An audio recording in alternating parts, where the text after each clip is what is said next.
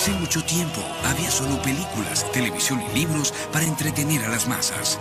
Hasta ahora. Cuando de hecho eres capaz de controlar y manipular ese mundo virtual frente a ti, se siente muy bien. Pero los videojuegos buscan algo más que el control. Buscan la historia perfecta. Esta es la situación. Otro miembro del equipo científico desapareció. No hay juego que no pueda mejorarse con una buena historia y buenos personajes. Mataron a mi padre. Quizá haya una oportunidad de combinar la historia con la posibilidad de hacer elecciones. ¿Qué es lo que define los juegos? Pero aún falta un elemento vital de la historia, la emoción. Lord Banker. ¡Apunten! ¿Puede un videojuego hacerte llorar? Una vez que hayas contestado que sí a esta pregunta, entonces creo que no hay razón para que alguien no juegue videojuegos.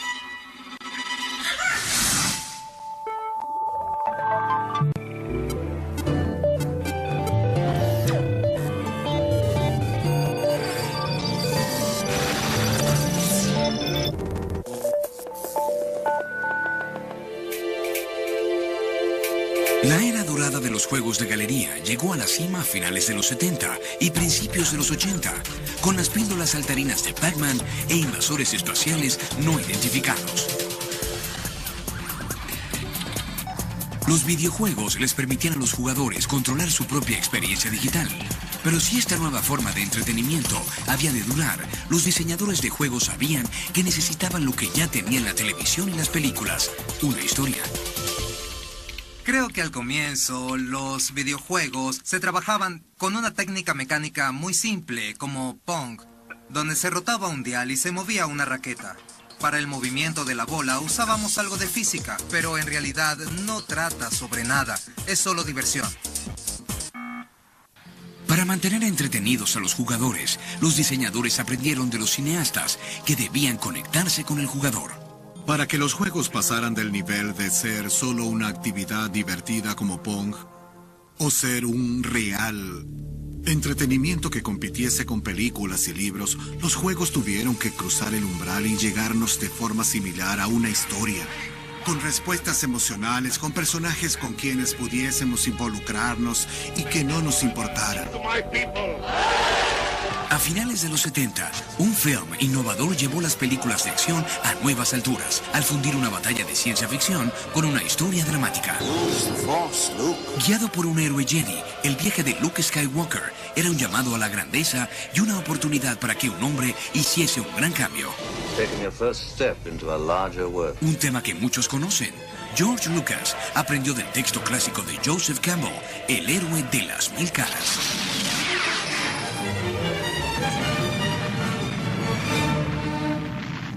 La Guerra de las Galaxias mostró este tipo de narrativa con una especie de estilo rápido, con toda esa gran tecnología y efectos especiales que no denigraban la historia. Y su influencia aún puede sentirse en los videojuegos. Los efectos especiales de la Guerra de las Galaxias llevaron a las personas a los cines. Pero en el mundo del videojuego, los juegos no eran más que juguetes inertes. Había juegos espaciales como Asteroids e Invasores Espaciales, pero no tenían personajes ni historias. Al menos no todavía. Cuando la Guerra de las Galaxias incendiaba las pantallas de todo el mundo, los juegos estaban en su infancia. Así que creo que en primer lugar la industria del videojuego estaba luchando por hacer que esos juegos funcionasen y explorando cómo usar controles en videojuegos. Creo que en ese momento una historia no era algo que colocabas en tus juegos. Los videojuegos tuvieron que aprender de las películas que las buenas historias con acción emocionante colocan a las personas en sus asientos y finalmente detrás de los mandos. Para mí es más interesante si hay una narración épica y yo soy un héroe y estoy en la travesía épica de Joseph Campbell. De haber personajes, y si vamos a preocuparnos por ellos, tenemos que pensar en la emoción. En el futuro seremos un mercado masivo de entretenimiento y seremos capaces de deleitar y entretener a los clientes que tienen gustos diferentes, al igual que la televisión, los libros, la música o las películas. No es diferente a cualquier otro medio creativo, en mi opinión, y los mejores artistas encontrarán el modo de hacerte llorar. Lord Banker. Pero para crear emoción en los videojuegos, los programadores tendrían primero que aprender a convertir píxeles y plomeros en nuevos héroes de videojuegos.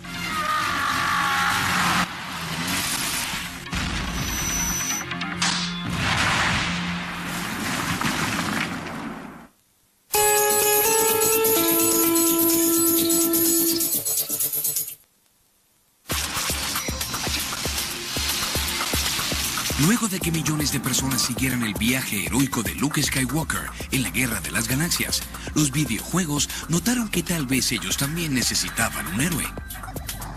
Pero la falta de poder de cómputo limitó a los diseñadores en lo mucho que podían desarrollar el aspecto de un personaje sin hablar de su historia. Se requeriría la imaginación de un artista y una naciente compañía para convertir los videojuegos en algo más que un juguete. Antes de que la compañía japonesa Nintendo irrumpiera en los videojuegos, producía de todo, desde juguetes plásticos hasta barajas. En los 70, la centenaria compañía ubicada en Kioto incursionó en el negocio del videojuego al distribuir la Magnavox Odyssey en Japón. Sin embargo, para establecerse como jugadores reales en el creciente mercado de los videojuegos, el presidente de Nintendo, Hiroshi Yamauchi, envió a su yerno, Minoru Arakawa, a los Estados Unidos para crear Nintendo of America. El señor Arakawa dijo, bien, Raiden Scope será nuestro invasores espaciales, será nuestro Pac-Man, será nuestro gran producto. Ordenaré 3.000 de ellos desde las oficinas japonesas. Antes de que llegasen esos 3.000 juegos, la unidad de prueba ubicada en un bar estadounidense llamado The Spot Tower, en Seattle, comenzó a ganar cada vez menos dinero. Entonces pensó, ¿o no? Tendré todos esos juegos de Raiden Scope por allí amontonados. ¿Qué voy a hacer? Varados con un costoso inventario del fallido producto, Nintendo of America necesitaba un juego exitoso que pusiese a jugar a las máquinas sin vender. Todo lo que tuvo que hacer fue cambiar un par de pequeños trozos de papel, colocar otro juego y tuvieron un videojuego nuevo. Lo que ocurrió al final fue que Yamauchi no tenía diseñadores de juegos, todos trabajaban en otros proyectos. Así que dijo, usemos a este sujeto llamado Miyamoto. Y fue con él y le dijo que les diseñara un videojuego. Miyamoto fue contratado como artista por Yamauchi, un amigo de su padre, en 1977. Ya que no era programador de oficio, Miyamoto estaba más interesado en contar pequeñas historias en sus videojuegos. Las primeras personas en la industria del juego eran tecnólogos, eran jugueteros que ahora tenían computadoras en lugar de un juego de trenes. Pero Miyamoto era un artista, quería ser titiritero, quería ser un artista de algún tipo. Shigeru Miyamoto tuvo la visión de un juego que era divertido de jugar. Realmente trataba de recrear la sensación de deleite, asombro y emoción que tuvo cuando niño al explorar el mundo. También fue inspirado por el anime y el manga, que hicieron a su personaje claramente japonés. El anime, el manga y las caricaturas japonesas son muy diferentes del gusto estadounidense o europeo.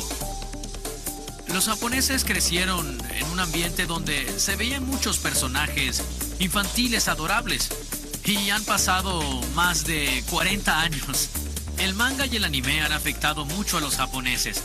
Es uno de nuestros componentes culturales clave. Creo que nuestro deseo por esos entretenimientos, como los videojuegos, el manga y nuestras tendencias inmaduras, ha sido preprogramado de algún modo dentro de nosotros. Es algo que las personas desean de manera innata. El crecer y tener a alguien que nos cuide y no querer morir, creo que son nuestros mayores deseos en la vida. La búsqueda de una libertad infantil y de algún modo inconsciente puede ser la razón por la que esa cultura ha florecido aquí. Sin tecnología avanzada y sin experiencia en programación, Miyamoto hizo lo imposible. Tenía la idea para el personaje principal que realmente no era asombroso, genial o apuesto como Superman, ya que los personajes de los videojuegos deben caber en una pequeña pantalla. El diseño debía ser menos complicado. Miyamoto convirtió a un robusto plomero llamado Jumpman en una superestrella. Más tarde, cuando fue lanzado Donkey Kong, en 1981, el protagonista de Miyamoto fue renombrado Mario.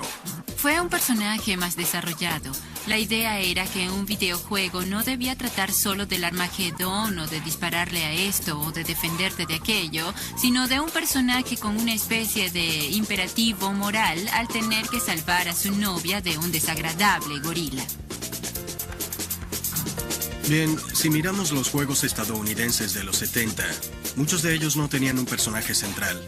Era un bloque cuadrado y tenías que imaginar que ese punto blanco parpadeante era una raqueta de tenis, o un sujeto, o un bote, o un auto. El medio era muy limitado, era muy difícil construir un personaje reconocible. Así que Mario solo podía ser de cierto tamaño, tenía una gran nariz, porque es fácil ver una nariz en el rostro de alguien. Tenía bigote porque no había suficientes píxeles como para definir una boca bajo esa nariz. Usaba un sombrero porque era muy difícil hacer peinados en un viejo juego como ese. El traje rojo que vestía Jumpman fue un truco que los ingenieros de Nintendo le enseñaron. Si deseas que un personaje sea reconocido en la pantalla, vístelo de ese color.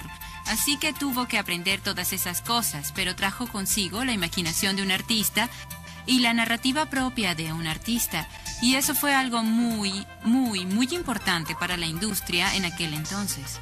Cuando hicimos Mario solo teníamos 3 miembros, el programador, el diseñador y yo. De hecho, hicimos dibujos de los personajes en hojas de papel punteadas para ver cómo se movían, como cuando Mario corre y gira de pronto, haciendo un sonido de deslizamiento, como algo que se rompe. Miyamoto también convirtió algunos sonidos de computador en una peculiar banda sonora que apoyaba el inocente y divertido juego de Donkey Kong.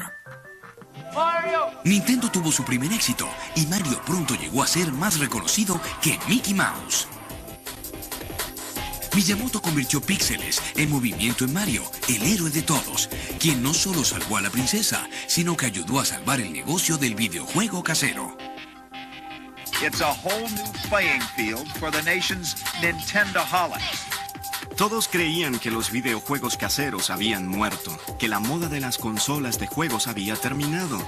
Todas las compañías creían que el futuro estaba en los computadores personales. Atari estaba convencida. Sacaron todos los Atari 2600 y 7800 del mercado. Dedicaron todos los recursos de la compañía a crear computadores personales. Con las consolas de juego como la Atari 2600 fuera del mercado, la tendencia fue diseñar juegos para el emergente negocio de computadores personales. Sin embargo, la industria no moriría. Los juegos solo debían mejorar. Nintendo quiso traer de vuelta la consola y lo hizo de tal forma que pareciera un juguete, algo dirigido y diseñado a los niños y a la familia. Nintendo creó su propia consola casera de juegos y la lanzó en Japón como la Famicom. El Nintendo Entertainment System fue llamado originalmente Famicom por la familia, y cuando lo trajeron a los Estados Unidos se dieron cuenta de que no podían llamarlo así porque las familias no jugaban juntas. Cambiaron el nombre a Nintendo Entertainment System para lanzarlo en Estados Unidos, pues se dieron cuenta de que la palabra familia tenía connotaciones negativas cuando se asociaba al entretenimiento. Fue una lucha cuesta arriba, pero después de mucho trabajo, los propietarios de jugueterías, aún lastimados por la caída de los videojuegos, se arriesgaron con el Nintendo y pusieron las consolas en los estantes en 1985. What we've done in the last 3.5 years is to single-handedly recreate a dead industry. Nintendo incluyó también el más reciente juego de Miyamoto, Super Mario Bros., en el Nintendo Entertainment System. La combinación demostró ser un éxito. Super Mario Bros. Tomó el personaje desconocido de Donkey Kong, le dio un hermano y un propósito real. Comenzabas en el lado izquierdo de un nivel y siempre sabías que el final estaba a la derecha, así que solo ibas adelante todo el tiempo y veías todo ese mundo revelarse. Tenías el comienzo de un nivel y al final tenías la oportunidad de rescatar a la princesa. Realmente fue Nintendo y el trabajo de Shigeru Miyamoto con Super Mario Bros., que estaba incluido en el Nintendo Entertainment System, lo que revigorizó la industria. De no haber habido un Mario Brothers, de no haber tenido la visión de llevar los videojuegos al siguiente nivel donde había una historia, pudieron haber seguido el camino del hula hula. Super Mario Bros. Fue un juego muy vendido en todo el mundo y lo más importante, guió la nueva revolución del videojuego casero.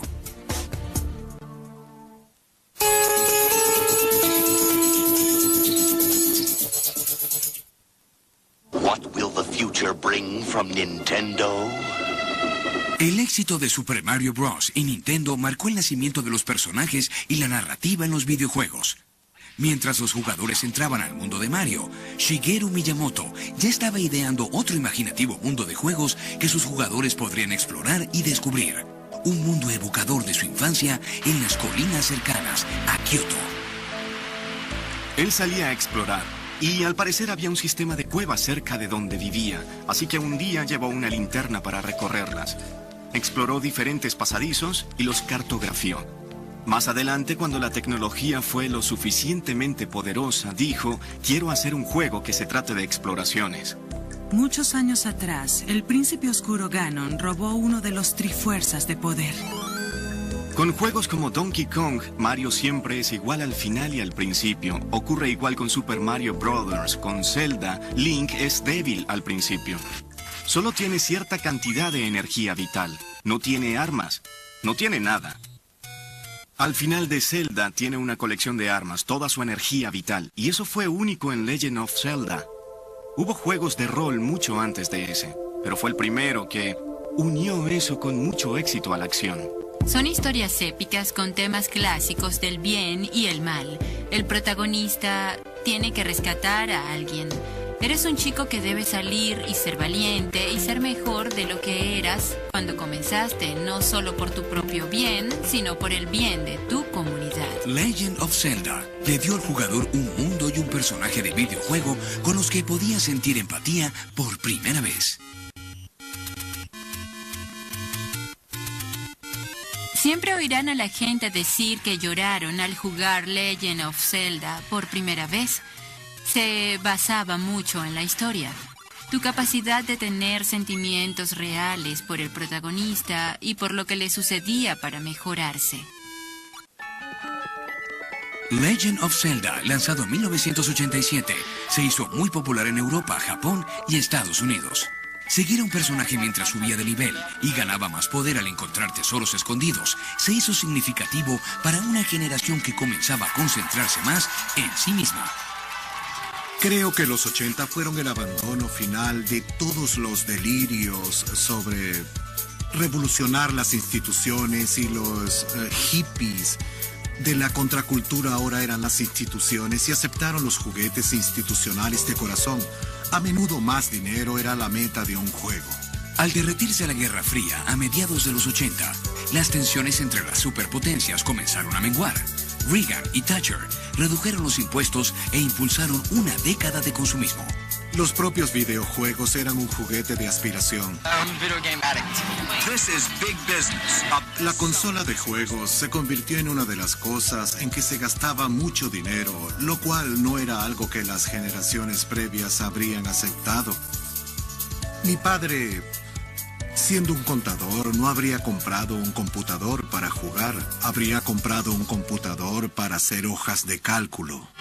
Today, IBM made it official after months of hints and leaks to the press. The Goliath of computers is coming out with its first home computer. It's called the PC Junior, unofficially the Peanut. Los juegos de computador eran desconocidos, pues la mayoría no tenía computador. Muy pocas personas tenían computadores y la mayoría de ellos estaban en oficinas. Eran enormes computadores IBM. Y básicamente los juegos eran de texto. Así que la idea de colocar imágenes no solo fue innovadora, sino el cómo hacerlo. Desde su hogar al sur de California, Roberta y Ken Williams fundaron Sierra Online. Con tecnología limitada llevaron gráficos e historias a los primeros juegos de computador. Cuando fundamos Sierra, la industria estaba naciendo. Eran los primeros computadores personales. Radio Shack acababa de lanzar el TRS-80. Apple había aparecido y era realmente duro. Era una máquina muy cobarde.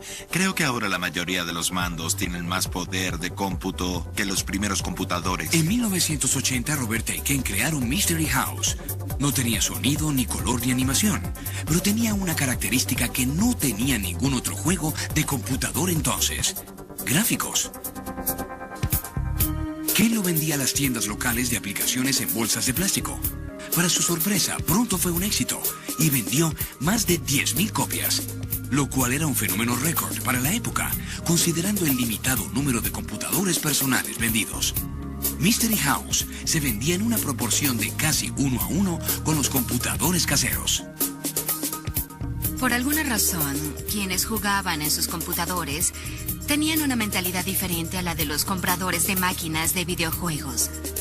Eran más pacientes, así que la idea de jugar un juego que te retaba a resolver un rompecabezas, que tardaría un poco en revelarse, no era algo extraño para ellos. Incluso cuando las consolas estaban en auge en el 83, Ken y Roberta ganaban terreno en el mercado de juegos para PC. Su siguiente aventura gráfica fue King's Quest. En una época en la que el ratón y las tarjetas de audio eran desconocidos, el juego presentaba mundos en 3 dimensiones, nunca vistos, con sonido y personajes que el jugador controlaba. Nuestros primeros juegos son graciosos porque son tableros de ajedrez, tomando todas las limitaciones en cuenta y colocando puntos en los lugares correctos. Obtuve algo que si te colocabas lejos de la pantalla y entrecerrabas los ojos se parecía al color. Y eso asombró a las personas, y que las personas estuviesen dispuestas a tolerar esos gráficos malos. Ese sonido malo demostró que había una industria allí, pero que aún debían hacer. Bueno, al comienzo muchos de los juegos de Heroes Quest se concentraban en la acción. En algunos de los juegos, como King's Quest, ese elemento de acción fue desechado a favor de la exploración y de usar más tu mente para superar las dificultades. También fue distinto porque no controlabas al personaje directamente, eras un observador y el personaje hacía tu voluntad, pero no estabas conectado con él. Así que no solo era la historia más intrincada a causa de la menor velocidad, podías decir más y tenías más texto en esos juegos, sino que los acertijos eran mucho más profundos. Aunque los juegos de consola de Miyamoto eran muy distintos a los juegos de computador de William, su habilidad para combinar la narrativa tradicional con la nueva tecnología era muy similar. Llevaron a los juegos y a los jugadores a donde nadie pensó que podrían. Pero los tiempos y gustos cambiantes de una nueva generación de jugadores pronto llevarían la narrativa y la tecnología a un nuevo límite.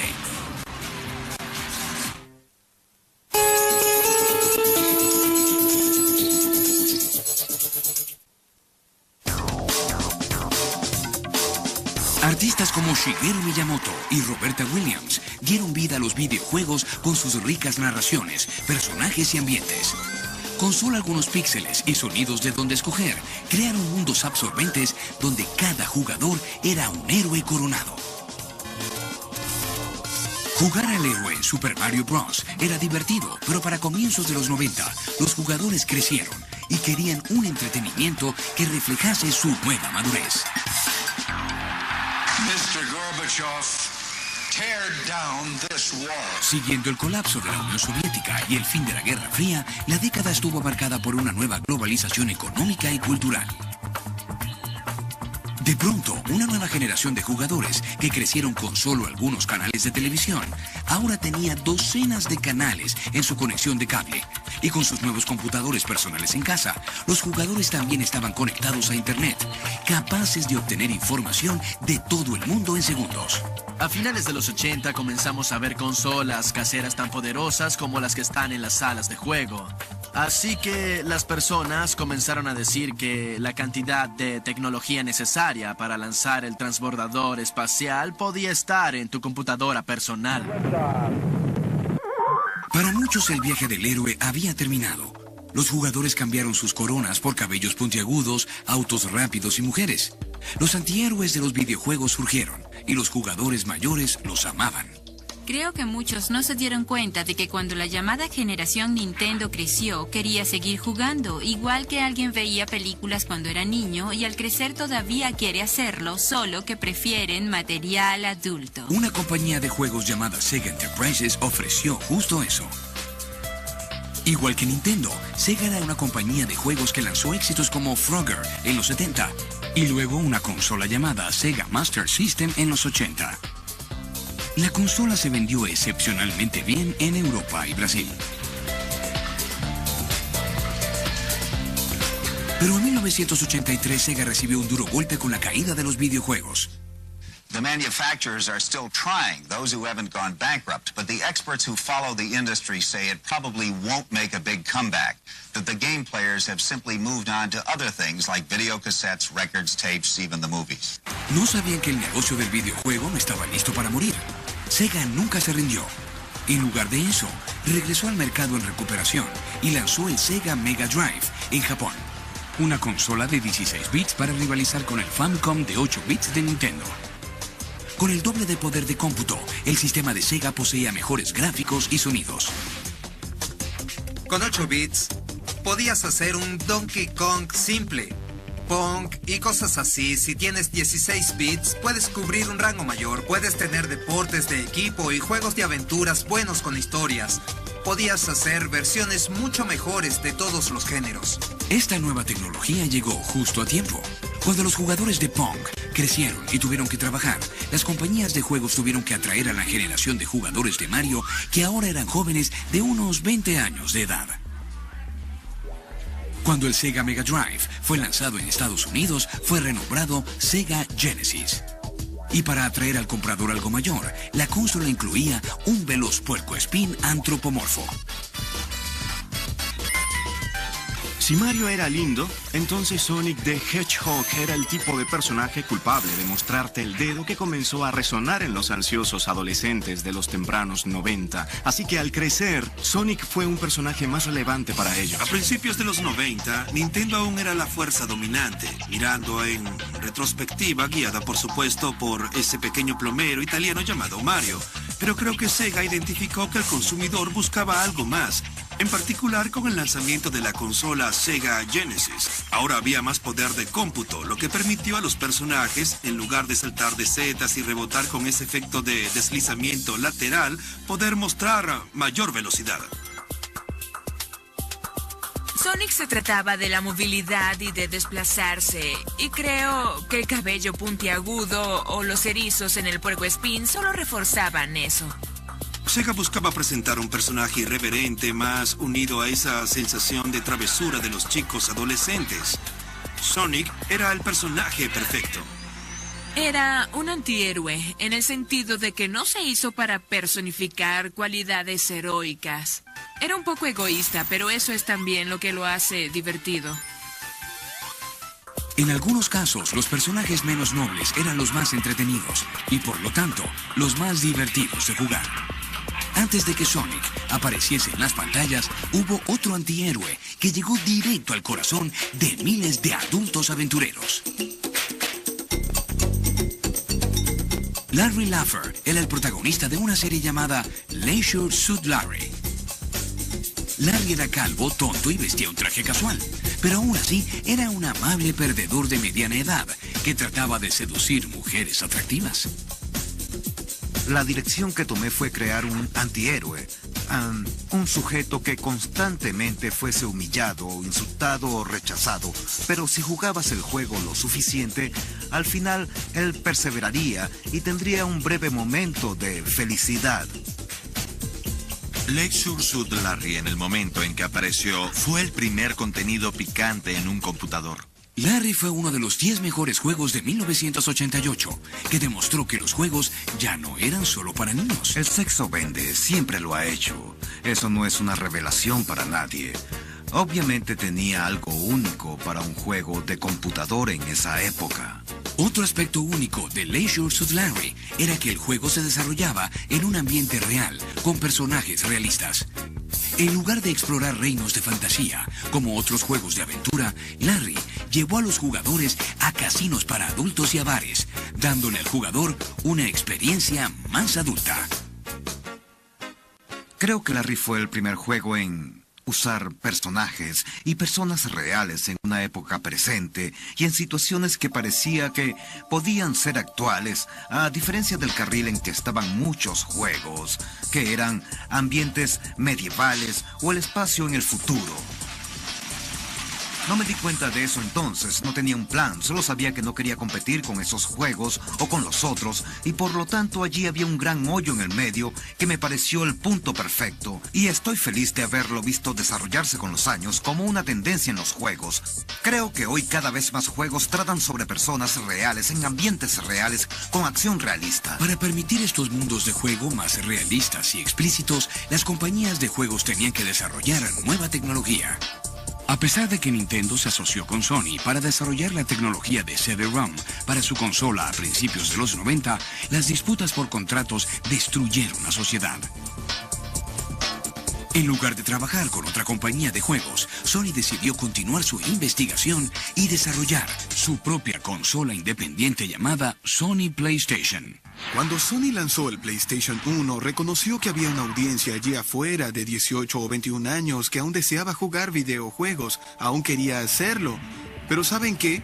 Lo que hacía Nintendo, lo que hacía Sega, aún se sentía un poco infantil para ellos. Así que Sony llenó ese vacío para los jugadores mayores al brindar un sistema que se veía un poco más sofisticado. Funcionaba con CD, que para entonces tenía una ventaja tecnológica que te hacía sentir que obtenías un equipo de alta fidelidad, que no solo jugabas con un juego de niños. Mientras Nintendo aún hacía juegos en cartuchos que solo podían almacenar 16 megabytes, Sony hacía juegos en CD que podían almacenar 650 megabytes, permitiendo gráficos y juegos mucho más complejos. Podías tener audio con calidad de CD. Bien hecho, Crash. Sabía que contaba contigo. Podías tener video con calidad de computador y muchas posibilidades con más espacio de almacenamiento. Eso aumenta las posibilidades para el juego. Sony tiene el crédito de hacer de los videojuegos algo mucho más genial para jugar. Ya no lidiábamos solo con material infantil. Ahora lidiábamos con obras maestras operáticas como Final Fantasy VII, que trataban sobre la muerte, la traición y tópicos que parecían más maduros. Y eso abrió nuestro producto a tantas nuevas personas que ahora compraban un videojuego, pues tenían aspectos que sentían eran relevantes para sus vidas.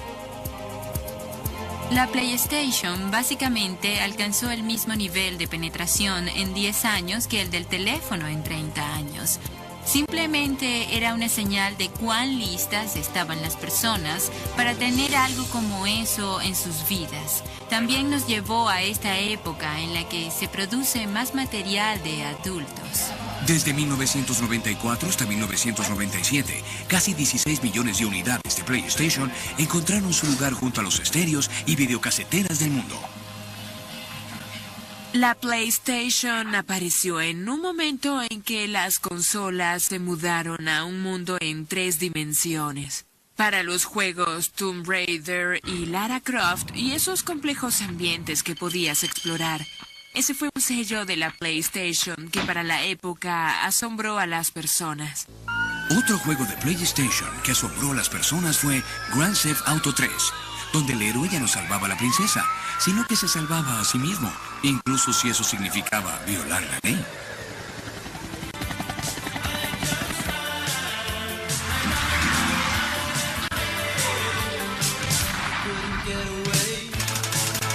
Tienes algunos objetivos que tratas de alcanzar, pero lo que cambió fue el espacio de juego. Así que ponen otra capa de ficción encima. En lugar de ser un plomero algo obeso como Mario o una nave sin rostro en Asteroids, eres Carl Johnson, un mafioso que acaba de salir de prisión y está tratando de reconstruir su vida. Para la audiencia actual, posterior a la generación X, a Oliver North, a la Guerra del Golfo, es algo con lo que pueden relacionarse más que con otras visiones heroicas tradicionales de generaciones pasadas. Teníamos un consumidor muy versado en tecnología que hacía varias tareas. Deseaba interacción, experiencias personalizadas. No deseaba que le dijesen qué ver, qué escuchar. Lo que querían eran sus propios términos, y eso es lo que brindan los juegos. En los juegos de Grand Theft Auto, los jugadores escogen ser el criminal igual que en la vida real.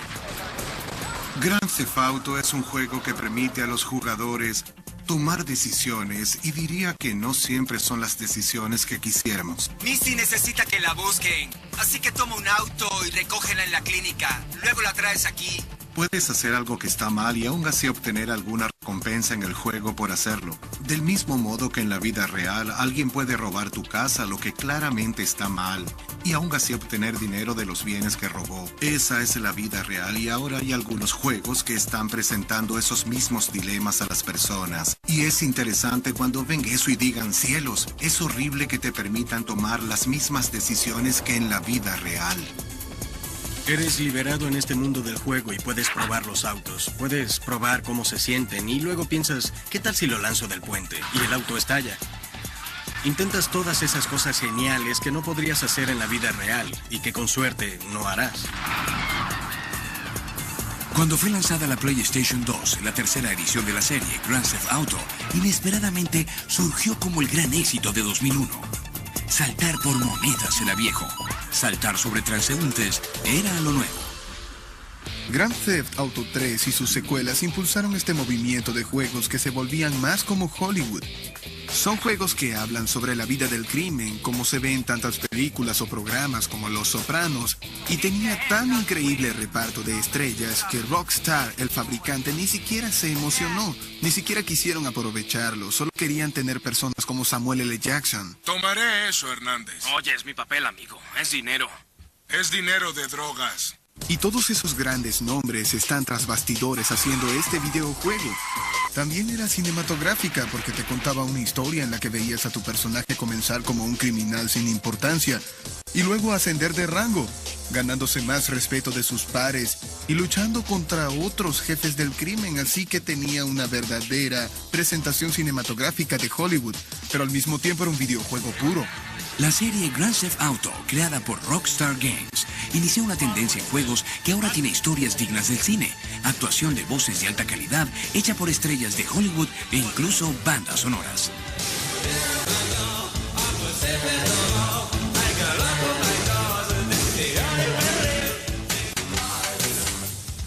Una de las cosas más geniales de Grand Theft Auto era la estación de radio que podías sintonizar para escuchar esas grandes canciones de los 80 que le daban un ambiente real al juego.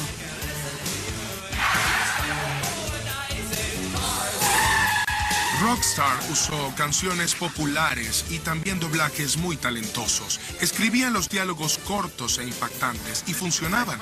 No quedaron atrapados en la visión de Final Fantasy, de esas largas y lentas escenas intermedias. Son muy cortas, entran y salen, y usan otras cosas además de los gráficos para ayudar a traer ese mundo a la vida. Realmente creo que esto muestra que la cultura de los juegos se está convirtiendo en una cultura muy importante y muchos otros tipos de medios están interesados en obtener parte de la pasión que tienen los jugadores y capitalizarla. Los videojuegos se veían en películas y finalmente comenzaban a obtener el respeto de Hollywood que merecían. Observamos juegos del tipo de acción y aventuras con esos exuberantes ambientes y saltos de 2D a 3D a alta definición que han ocurrido en una década y han impulsado a los videojuegos a ser parte ahora de Hollywood, gracias a la experiencia que brindan. También vemos las licencias que los estudios de Hollywood ahora ansían obtener en el negocio de videojuegos y el impacto que tenemos en el mundo del entretenimiento. Nos concentramos en conducir una interacción de 20 a 40 horas con un varón de 25 años que no mira la televisión, sino que juega con ella. Esa sensación de participación y heroísmo que obtienes al ganar un videojuego es mucho más poderosa que la que recibes al ver algún personaje de una película ser heroico o triunfar. Hasta hace poco nosotros como industria licenciábamos derechos de películas y pagábamos mucho dinero para luego hacer la versión en juego mientras era lanzada o tal vez 3 o 4 meses después. Hollywood ahora reconoce que el consumidor masculino no va al cine, se quedan en casa, tienen sus televisores de alta definición, están conectados con millones de personas a través de Xbox Live y creo que ahora el zapato está en otro pie. Los videojuegos se están convirtiendo en la corriente principal, con historias profundas, personajes complejos y gráficos realistas. Pero a diferencia de Hollywood, las apariencias de los videojuegos no pueden hacerlo todo.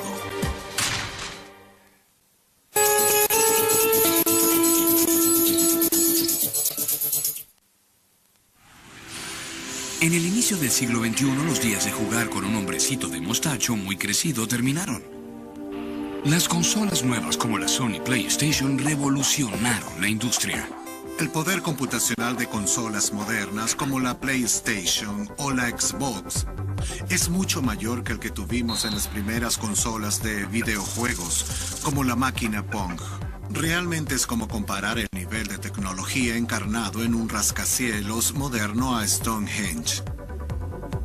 Muchos recuerdan haber jugado algo llamado Tecmo Bowl de Game Pro Chip, un juego muy convincente, pero no era de alta tecnología desde el punto de vista de cómo se veía o sentía. No parecía un juego de la NFL.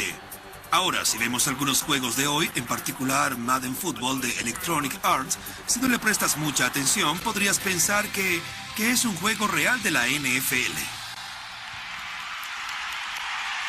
Los detallados gráficos de alta fidelidad les permitieron a los jugadores convertirse en héroes deportivos reales.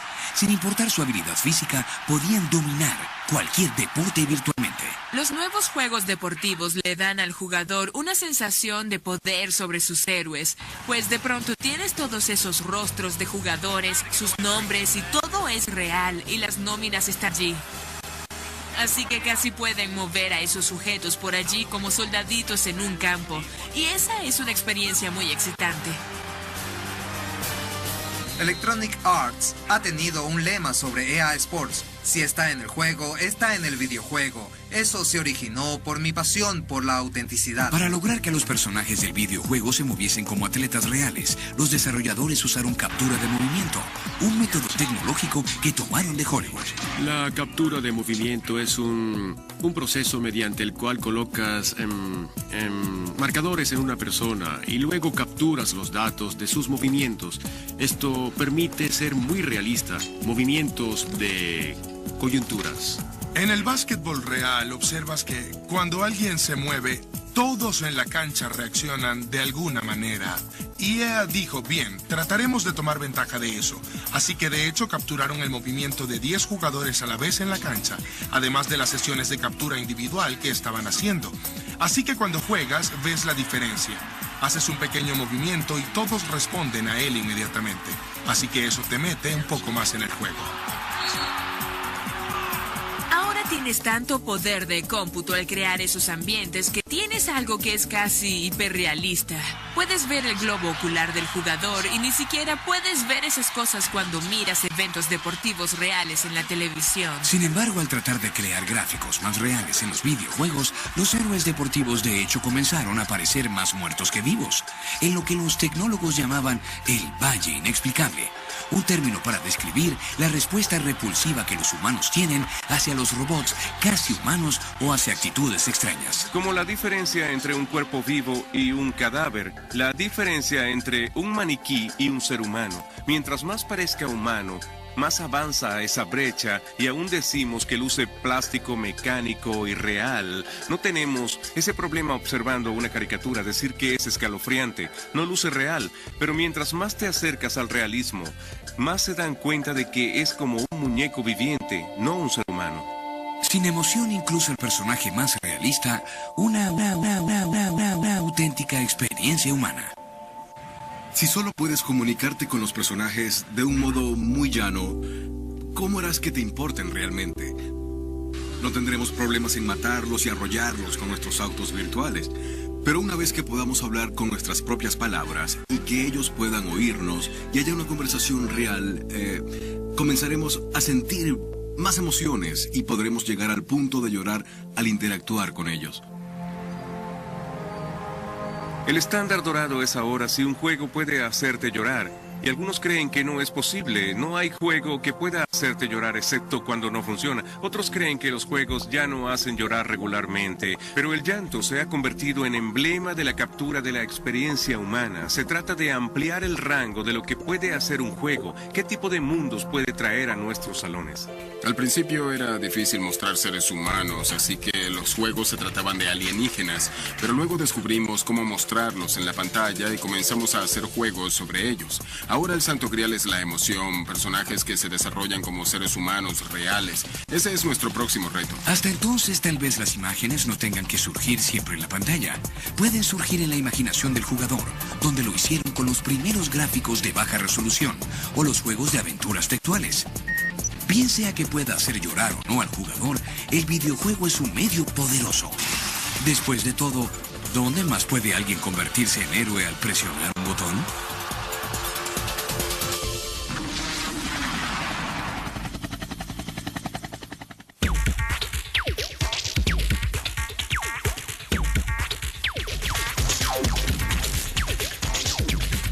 Doblado en M&M Studios, Caracas, Venezuela.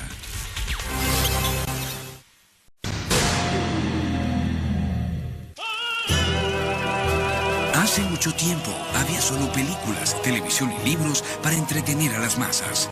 Hasta ahora. Cuando de hecho eres capaz de controlar y manipular ese mundo virtual frente a ti, se siente muy bien. Pero los videojuegos buscan algo más que el control. Buscan la historia perfecta. Esta es la situación. Otro miembro del equipo científico desapareció. No hay juego que no pueda mejorarse con una buena historia y buenos personajes. Mataron a mi padre. Quizá haya una oportunidad de combinar la historia con la posibilidad de hacer elecciones. ¿Qué es lo que define los juegos? Pero aún falta un elemento vital de la historia, la emoción. Lord Banker. ¡Apunten! ¿Puede un videojuego hacerte llorar? Una vez que hayas contestado que sí a esta pregunta, entonces creo que no hay razón para que alguien no juegue videojuegos.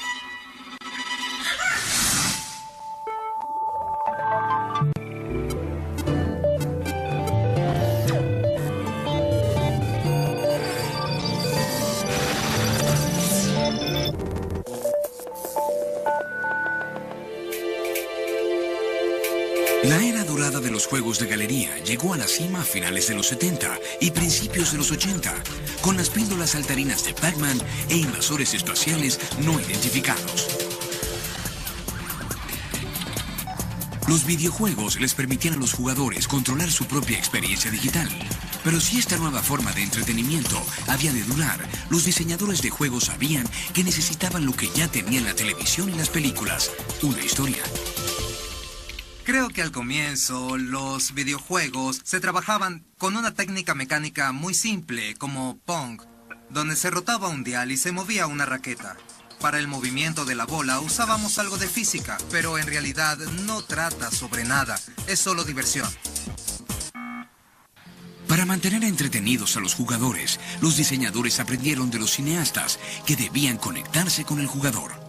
Para que los juegos pasaran del nivel de ser solo una actividad divertida como Pong, o ser un real entretenimiento que compitiese con películas y libros, los juegos tuvieron que cruzar el umbral y llegarnos de forma similar a una historia, con respuestas emocionales, con personajes con quienes pudiésemos involucrarnos y que no nos importaran. A finales de los 70, un film innovador llevó las películas de acción a nuevas alturas, al fundir una batalla de ciencia ficción con una historia dramática. Guiado por un héroe Jedi, el viaje de Luke Skywalker era un llamado a la grandeza y una oportunidad para que un hombre hiciese un gran cambio. Un tema que muchos conocen. George Lucas aprendió del texto clásico de Joseph Campbell, El héroe de las mil caras.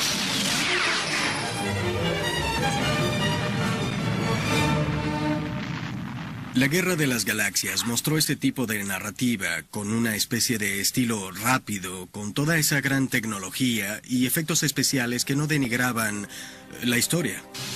Y su influencia aún puede sentirse en los videojuegos. Los efectos especiales de la Guerra de las Galaxias llevaron a las personas a los cines. Pero en el mundo del videojuego, los juegos no eran más que juguetes inertes. Había juegos espaciales como Asteroids e Invasores Espaciales, pero no tenían personajes ni historias. Al menos no todavía. Cuando la Guerra de las Galaxias incendiaba las pantallas de todo el mundo, los juegos estaban en su infancia.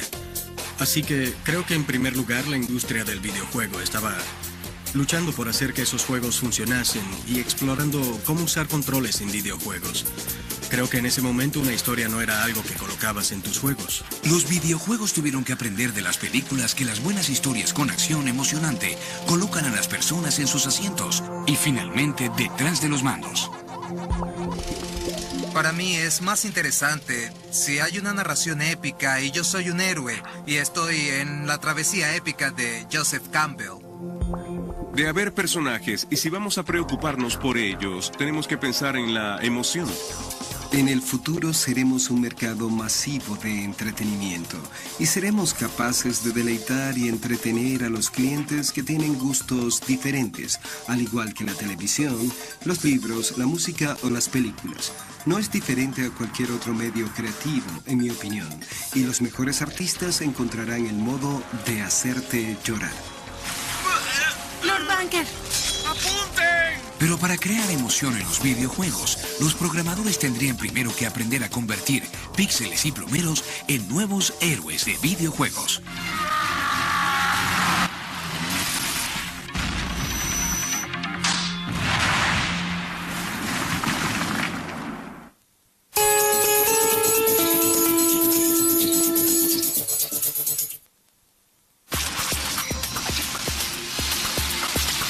Luego de que millones de personas siguieran el viaje heroico de Luke Skywalker en la Guerra de las Galaxias, los videojuegos notaron que tal vez ellos también necesitaban un héroe.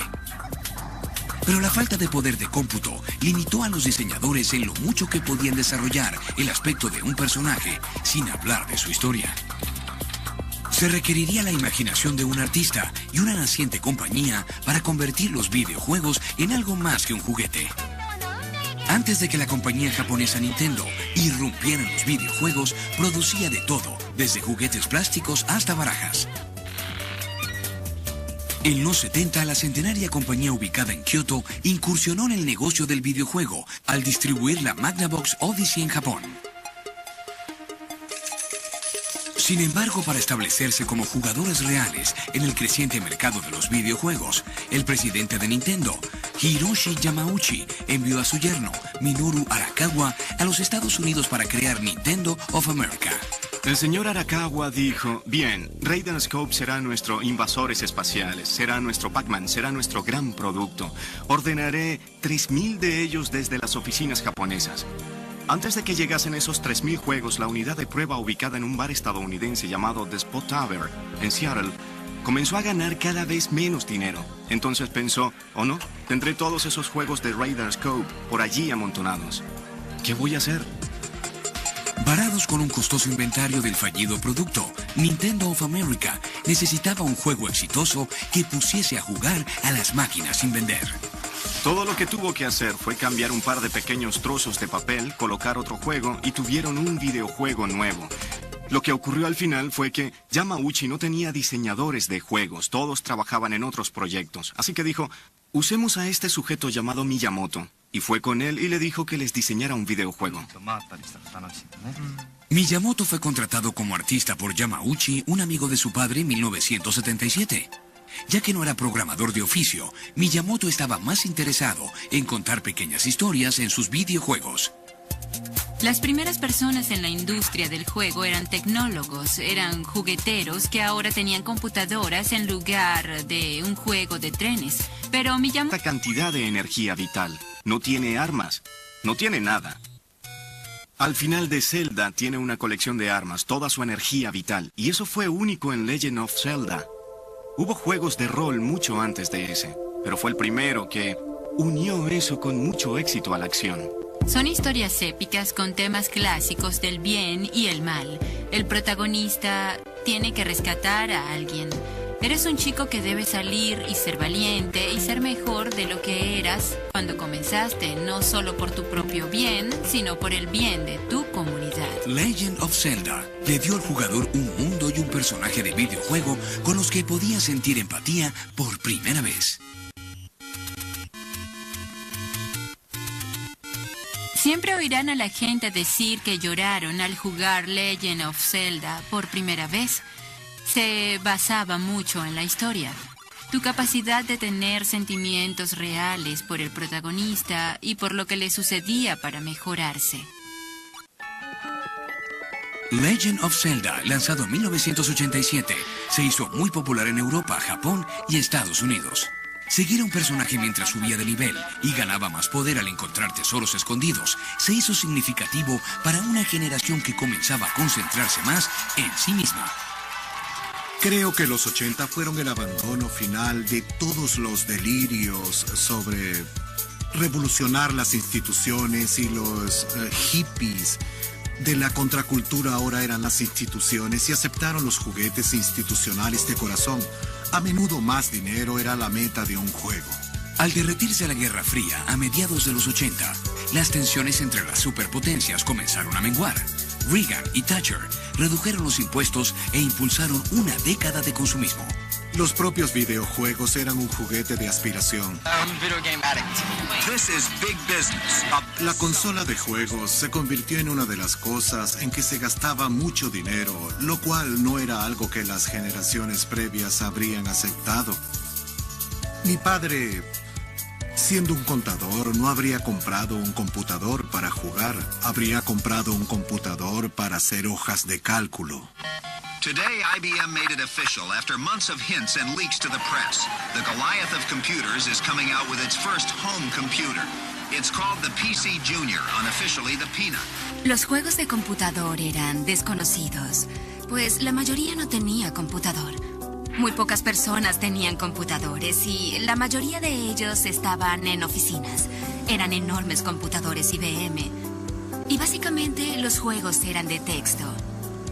Así que la idea de colocar imágenes no solo fue innovadora, sino el cómo hacerlo. Desde su hogar al sur de California, Roberta y Ken Williams fundaron Sierra Online.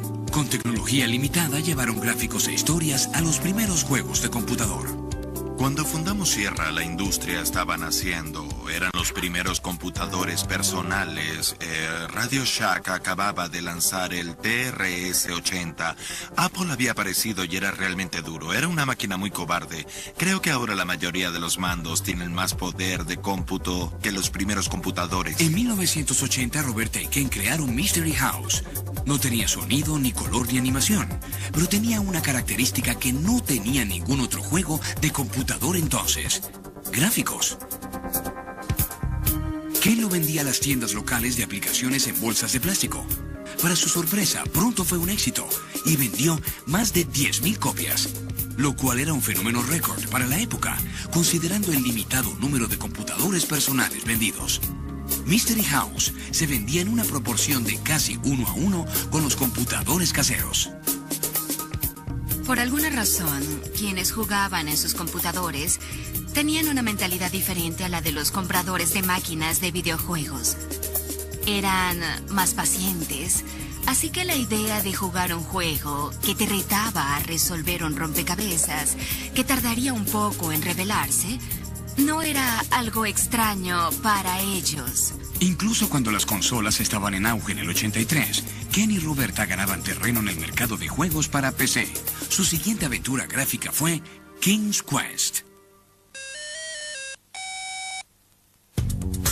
En una época en la que el ratón y las tarjetas de audio eran desconocidos, el juego presentaba mundos en 3 dimensiones, nunca vistos, con sonido y personajes que el jugador controlaba. Nuestros primeros juegos son graciosos porque son tableros de ajedrez, tomando todas las limitaciones en cuenta y colocando puntos en los lugares correctos. Obtuve algo que si te colocabas lejos de la pantalla y entrecerrabas los ojos se parecía al color. Y eso asombró a las personas, y que las personas estuviesen dispuestas a tolerar esos gráficos malos, ese sonido malo demostró que había una industria allí, pero que aún debía nacer. Bueno, al comienzo muchos de los juegos de Heroes Quest se concentraban en la acción. En algunos de los juegos, como King's Quest, ese elemento de acción fue desechado a favor de la exploración y de usar más tu mente para superar las dificultades. También fue distinto porque no controlabas al personaje directamente, eras un observador y el personaje hacía tu voluntad, pero no estabas conectado con él. Así que no solo era la historia más intrincada a causa de la menor velocidad, podías decir más y tenías más texto en esos juegos, sino que los acertijos eran mucho más profundos. Aunque los juegos de consola de Miyamoto eran muy distintos a los juegos de computador de William, su habilidad para combinar la narrativa tradicional con la nueva tecnología era muy similar. Llevaron a los juegos y a los jugadores a donde nadie pensó que podrían. Pero los tiempos y gustos cambiantes de una nueva generación de jugadores pronto llevarían la narrativa y la tecnología a un nuevo límite.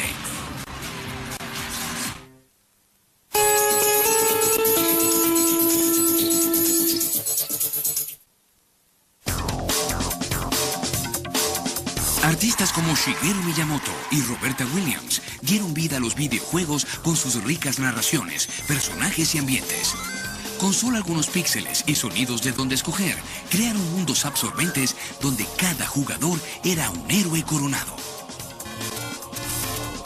Jugar al héroe en Super Mario Bros. Era divertido, pero para comienzos de los 90, los jugadores crecieron y querían un entretenimiento que reflejase su nueva madurez. Mr. Gorbachev, tear down this wall. Siguiendo el colapso de la Unión Soviética y el fin de la Guerra Fría, la década estuvo marcada por una nueva globalización económica y cultural. De pronto, una nueva generación de jugadores que crecieron con solo algunos canales de televisión, ahora tenía docenas de canales en su conexión de cable. Y con sus nuevos computadores personales en casa, los jugadores también estaban conectados a Internet, capaces de obtener información de todo el mundo en segundos. A finales de los 80 comenzamos a ver consolas caseras tan poderosas como las que están en las salas de juego. Así que las personas comenzaron a decir que la cantidad de tecnología necesaria para lanzar el transbordador espacial podía estar en tu computadora personal. Para muchos el viaje del héroe había terminado. Los jugadores cambiaron sus coronas por cabellos puntiagudos, autos rápidos y mujeres. Los antihéroes... las personas para tener algo como eso en sus vidas. También nos llevó a esta época en la que se produce más material de adultos. Desde 1994 hasta 1997, casi 16 millones de unidades de PlayStation encontraron su lugar junto a los estéreos y videocaseteras del mundo. La PlayStation apareció en un momento en que las consolas se mudaron a un mundo en 3 dimensiones. Para los juegos Tomb Raider y Lara Croft y esos complejos ambientes que podías explorar, ese fue un sello de la PlayStation que para la época asombró a las personas. Otro juego de PlayStation que asombró a las personas fue Grand Theft Auto 3, donde el héroe ya no salvaba a la princesa, sino que se salvaba a sí mismo, incluso si eso significaba violar la ley.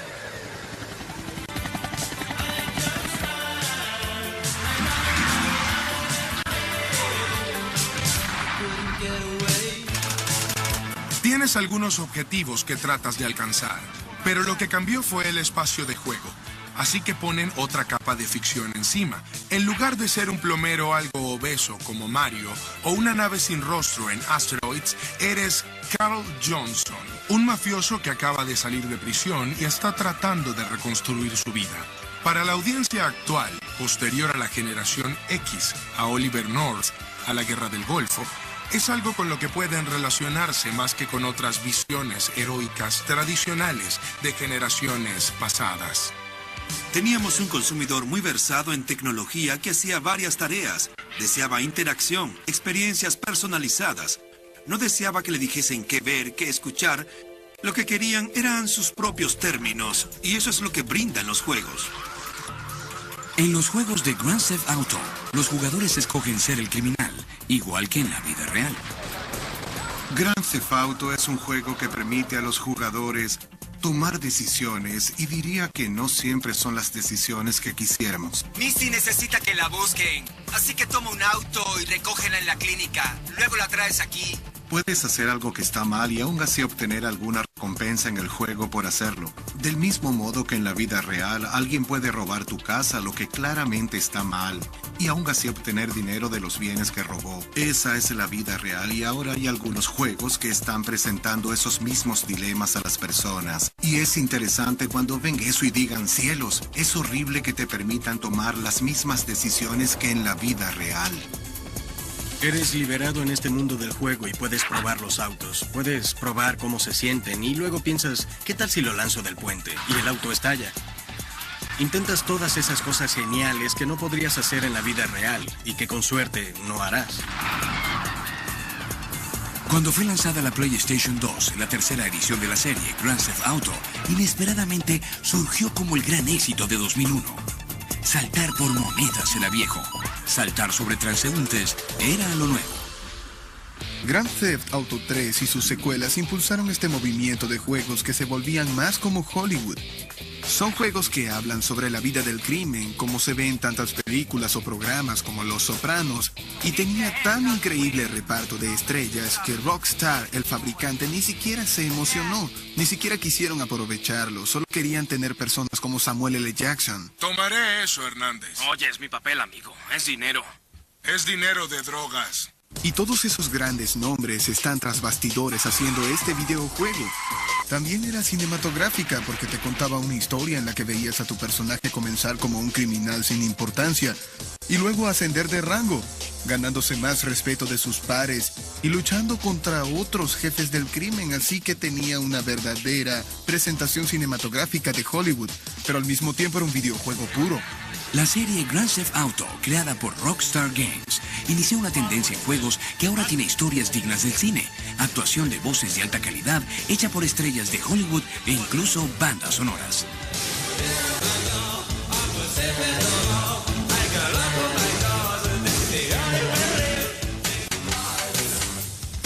Una de las cosas más geniales de Grand Theft Auto era la estación de radio que podías sintonizar para escuchar esas grandes canciones de los 80 que le daban un ambiente real al juego.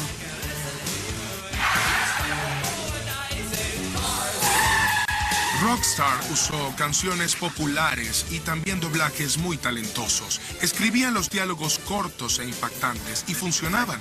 No quedaron atrapados en la visión de Final Fantasy, de esas largas y lentas escenas intermedias. Son muy cortas, entran y salen, y usan otras cosas además de los gráficos para ayudar a traer ese mundo a la vida.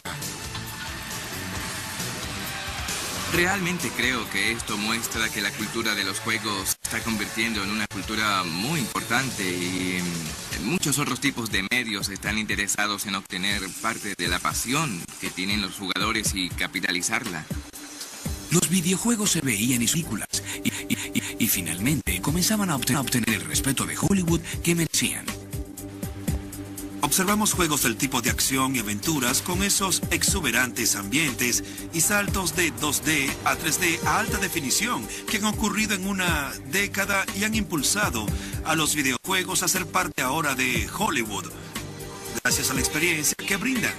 También vemos las licencias que los estudios de Hollywood ahora ansían obtener en el negocio de videojuegos y el impacto que tenemos en el mundo del entretenimiento. Nos concentramos en conducir una interacción de 20 a 40 horas con un varón de 25 años que no mira la televisión, sino que juega con ella.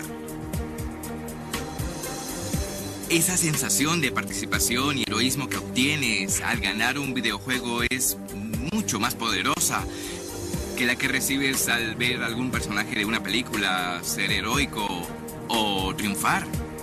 Hasta hace poco nosotros como industria licenciábamos derechos de películas y pagábamos mucho dinero para luego hacer la versión en juego mientras era lanzada o tal vez 3 o 4 meses después.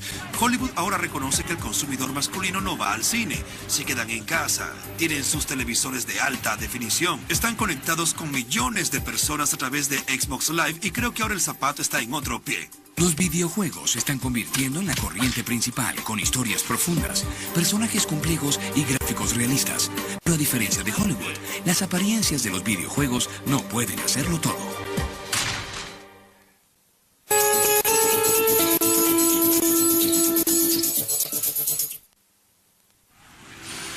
En el inicio del siglo XXI, los días de jugar con un hombrecito de mostacho muy crecido terminaron.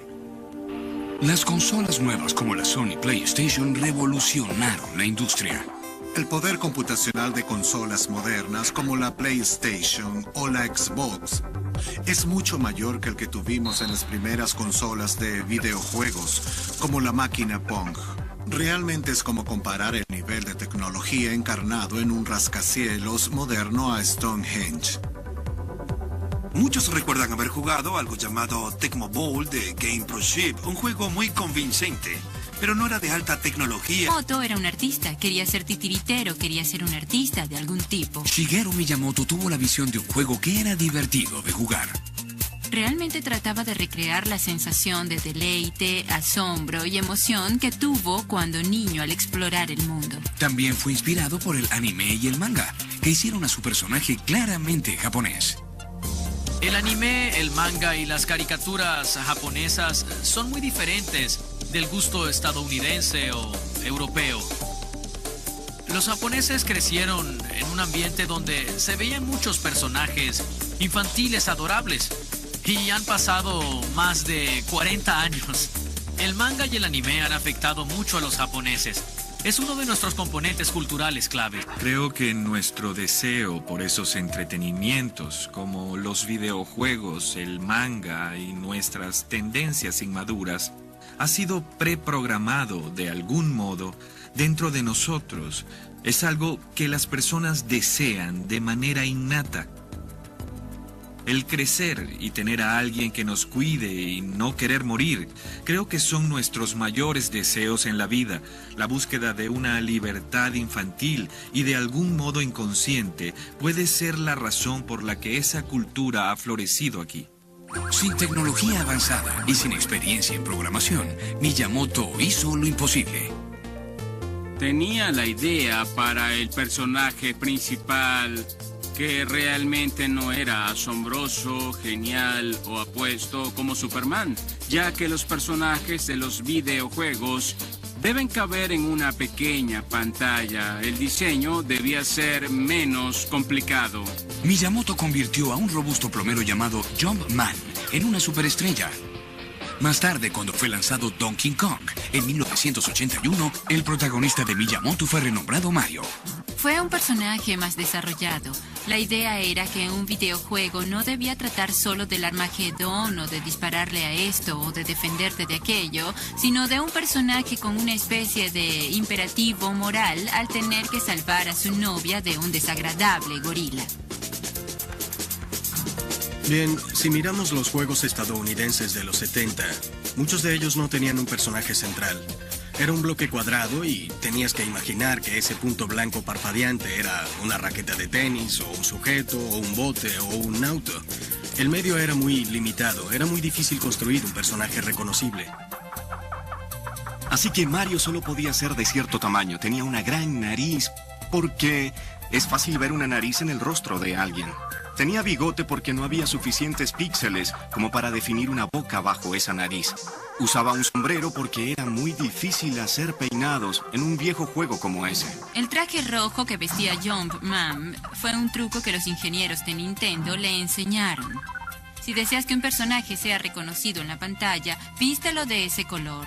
Así que tuvo que aprender todas esas cosas, pero trajo consigo la imaginación de un artista y la narrativa propia de un artista. Y eso fue algo muy importante para la industria en aquel entonces. Cuando hicimos Mario solo teníamos 3 miembros, el programador, el diseñador y yo. De hecho, hicimos dibujos de los personajes en hojas de papel punteadas para ver cómo se movían, como cuando Mario corre y gira de pronto, haciendo un sonido de deslizamiento, como algo que se rompe. Miyamoto también convirtió algunos sonidos de computador en una peculiar banda sonora que apoyaba el inocente y divertido juego de Donkey Kong. Nintendo tuvo su primer éxito y Mario pronto llegó a ser más reconocido que Mickey Mouse. Miyamoto convirtió píxeles en movimiento en Mario, el héroe de todos, quien no solo salvó a la princesa, sino que ayudó a salvar el negocio del videojuego casero. It's a whole new playing field for the nation's Nintendo-holics. Todos creían que los videojuegos caseros habían muerto, que la moda de las consolas de juegos había terminado. Todas las compañías creían que el futuro estaba en los computadores personales. Atari estaba convencida. Sacaron todos los Atari 2600 y 7800 del mercado. Dedicaron todos los recursos de la compañía a crear computadores personales. Con las consolas de juego como la Atari 2600 fuera del mercado, la tendencia fue diseñar juegos para el emergente negocio de computadores personales. Sin embargo, la industria no moriría. Los juegos solo debían mejorar. Nintendo quiso traer de vuelta la consola y lo hizo de tal forma que pareciera un juguete, algo dirigido y diseñado a los niños y a la familia. Nintendo creó su propia consola casera de juegos y la lanzó en Japón como la Famicom. El Nintendo Entertainment System fue llamado originalmente Famicom por la familia, y cuando lo trajeron a los Estados Unidos se dieron cuenta de que no podían llamarlo así porque las familias no jugaban juntas.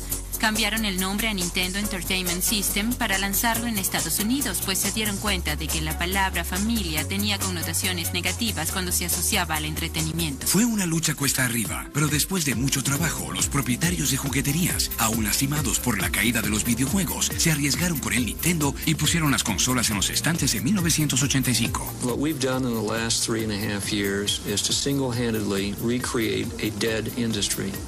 Nintendo incluyó también el más reciente juego de Miyamoto, Super Mario Bros., en el Nintendo Entertainment System. La combinación demostró ser un éxito.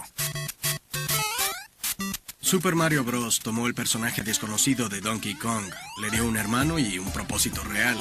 Comenzabas en el lado izquierdo de un nivel y siempre sabías que el final estaba a la derecha, así que solo ibas adelante todo el tiempo y veías todo ese mundo revelarse. Tenías el comienzo de un nivel y al final tenías la oportunidad de rescatar a la princesa. Realmente fue Nintendo y el trabajo de Shigeru Miyamoto con Super Mario Bros., que estaba incluido en el Nintendo Entertainment System, lo que revigorizó la industria.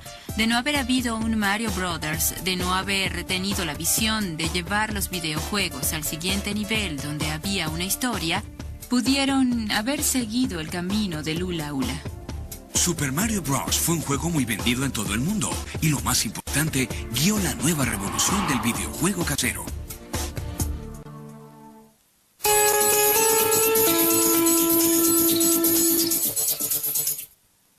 What will the future bring from Nintendo? El éxito de Super Mario Bros. Y Nintendo marcó el nacimiento de los personajes y la narrativa en los videojuegos. Mientras los jugadores entraban al mundo de Mario, Shigeru Miyamoto ya estaba ideando otro imaginativo mundo de juegos que sus jugadores podrían explorar y descubrir. Un mundo evocador de su infancia en las colinas cercanas a Kioto. Él salía a explorar y al parecer había un sistema de cuevas cerca de donde vivía, así que un día llevó una linterna para recorrerlas. Exploró diferentes pasadizos y los cartografió. Más adelante, cuando la tecnología fue lo suficientemente poderosa, dijo, quiero hacer un juego que se trate de exploraciones. Muchos años atrás, el príncipe oscuro Ganon robó uno de los trifuerzas de poder. Con juegos como Donkey Kong, Mario siempre es igual al final y al principio. Ocurre igual con Super Mario Bros. Con Zelda, Link es débil al principio. Solo tiene Pues de los videojuegos surgieron, y los jugadores mayores los amaban. Creo que muchos no se dieron cuenta de que cuando la llamada generación Nintendo creció, quería seguir jugando, igual que alguien veía películas cuando era niño y al crecer todavía quiere hacerlo, solo que prefieren material adulto. Una compañía de juegos llamada Sega Enterprises ofreció justo eso. Igual que Nintendo, Sega era una compañía de juegos que lanzó éxitos como Frogger en los 70 y luego una consola llamada Sega Master System en los 80. La consola se vendió excepcionalmente bien en Europa y Brasil. Pero en 1983 Sega recibió un duro golpe con la caída de los videojuegos. The manufacturers are still trying, those who haven't gone bankrupt, but the experts who follow the industry say it probably won't make a big comeback, that the game players have simply moved on to other things like video cassettes, records, tapes, even the movies. No sabían que el negocio del videojuego no estaba listo para morir. Sega nunca se rindió. En lugar de eso, regresó al mercado en recuperación y lanzó el Sega Mega Drive en Japón. Una consola de 16 bits para rivalizar con el Famicom de 8 bits de Nintendo. Con el doble de poder de cómputo, el sistema de Sega poseía mejores gráficos y sonidos. Con 8 bits, podías hacer un Donkey Kong simple, Pong y cosas así. Si tienes 16 bits, puedes cubrir un rango mayor, puedes tener deportes de equipo y juegos de aventuras buenos con historias. Podías hacer versiones mucho mejores de todos los géneros. Esta nueva tecnología llegó justo a tiempo. Cuando los jugadores de Pong crecieron y tuvieron que trabajar, las compañías de juegos tuvieron que atraer a la generación de jugadores de Mario que ahora eran jóvenes de unos 20 años de edad. Cuando el Sega Mega Drive fue lanzado en Estados Unidos, fue renombrado Sega Genesis. Y para atraer al comprador algo mayor, la consola incluía un veloz puercoespín antropomorfo. Si Mario era lindo, entonces Sonic the Hedgehog era el tipo de personaje culpable de mostrarte el dedo que comenzó a resonar en los ansiosos adolescentes de los tempranos 90. Así que al crecer, Sonic fue un personaje más relevante para ellos. A principios de los 90, Nintendo aún era la fuerza dominante, mirando en retrospectiva, guiada por supuesto por ese pequeño plomero italiano llamado Mario. Pero creo que Sega identificó que el consumidor buscaba algo más, en particular con el lanzamiento de la consola Sega Genesis. Ahora había más poder de cómputo, lo que permitió a los personajes, en lugar de saltar de setas y rebotar con ese efecto de deslizamiento lateral, poder mostrar mayor velocidad. Sonic se trataba de la movilidad y de desplazarse, y creo que el cabello puntiagudo o los erizos en el puercoespín solo reforzaban eso. Sega buscaba presentar un personaje irreverente más unido a esa sensación de travesura de los chicos adolescentes. Sonic era el personaje perfecto. Era un antihéroe, en el sentido de que no se hizo para personificar cualidades heroicas. Era un poco egoísta, pero eso es también lo que lo hace divertido. En algunos casos, los personajes menos nobles eran los más entretenidos y, por lo tanto, los más divertidos de jugar. Antes de que Sonic apareciese en las pantallas, hubo otro antihéroe que llegó directo al corazón de miles de adultos aventureros. Larry Laffer era el protagonista de una serie llamada Leisure Suit Larry. Larry era calvo, tonto y vestía un traje casual, pero aún así era un amable perdedor de mediana edad que trataba de seducir mujeres atractivas. La dirección que tomé fue crear un antihéroe, un sujeto que constantemente fuese humillado, insultado o rechazado, pero si jugabas el juego lo suficiente, al final él perseveraría y tendría un breve momento de felicidad. Leisure Suit Larry, en el momento en que apareció, fue el primer contenido picante en un computador. Larry fue uno de los 10 mejores juegos de 1988, que demostró que los juegos ya no eran solo para niños. El sexo vende, siempre lo ha hecho. Eso no es una revelación para nadie. Obviamente tenía algo único para un juego de computador en esa época. Otro aspecto único de Leisure Suit Larry era que el juego se desarrollaba en un ambiente real, con personajes realistas. En lugar de explorar reinos de fantasía, como otros juegos de aventura, Larry llevó a los jugadores a casinos para adultos y a bares, dándole al jugador una experiencia más adulta. Creo que Larry fue el primer juego en usar personajes y personas reales en una época presente y en situaciones que parecía que podían ser actuales, a diferencia del carril en que estaban muchos juegos, que eran ambientes medievales o el espacio en el futuro. No me di cuenta de eso entonces, no tenía un plan, solo sabía que no quería competir con esos juegos o con los otros, y por lo tanto allí había un gran hoyo en el medio que me pareció el punto perfecto, y estoy feliz de haberlo visto desarrollarse con los años como una tendencia en los juegos. Creo que hoy cada vez más juegos tratan sobre personas reales, en ambientes reales, con acción realista. Para permitir estos mundos de juego más realistas y explícitos, las compañías de juegos tenían que desarrollar nueva tecnología. A pesar de que Nintendo se asoció con Sony para desarrollar la tecnología de CD-ROM para su consola a principios de los 90, las disputas por contratos destruyeron la sociedad. En lugar de trabajar con otra compañía de juegos, Sony decidió continuar su investigación y desarrollar su propia consola independiente llamada Sony PlayStation. Cuando Sony lanzó el PlayStation 1, reconoció que había una audiencia allí afuera de 18 o 21 años que aún deseaba jugar videojuegos, aún quería hacerlo. Pero ¿saben qué? Lo que hacía Nintendo, lo que hacía Sega, aún se sentía un poco infantil para ellos.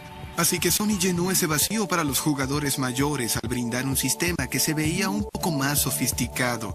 Funcionaba con CD, que para entonces tenía una ventaja tecnológica que te hacía sentir que obtenías un equipo de alta fidelidad, que no solo jugabas con un juego de niños. Mientras Nintendo aún hacía juegos en cartuchos que solo podían almacenar 16 megabytes, Sony hacía juegos en CD que podían almacenar 650 megabytes, permitiendo gráficos y juegos mucho más complejos. Podías tener audio con calidad de CD. Bien hecho, Crash. Sabía que contaba contigo. Podías tener video con calidad de computador y muchas posibilidades con más espacio de almacenamiento. Eso aumenta las posibilidades para el juego. Sony tiene el crédito de hacer de los videojuegos algo mucho más genial para jugar. Ya no lidiábamos solo con material infantil. Ahora lidiábamos con obras maestras operáticas como Final Fantasy VII, que trataban sobre la muerte, la traición y tópicos que parecían más maduros. Y eso abrió nuestro producto a tantas nuevas personas que ahora compraban un videojuego, pues tenían aspectos que sentían eran relevantes para sus vidas. La PlayStation básicamente alcanzó el mismo nivel de penetración en 10 años que el del teléfono en 30 años. Simplemente era una señal de cuán listas estaban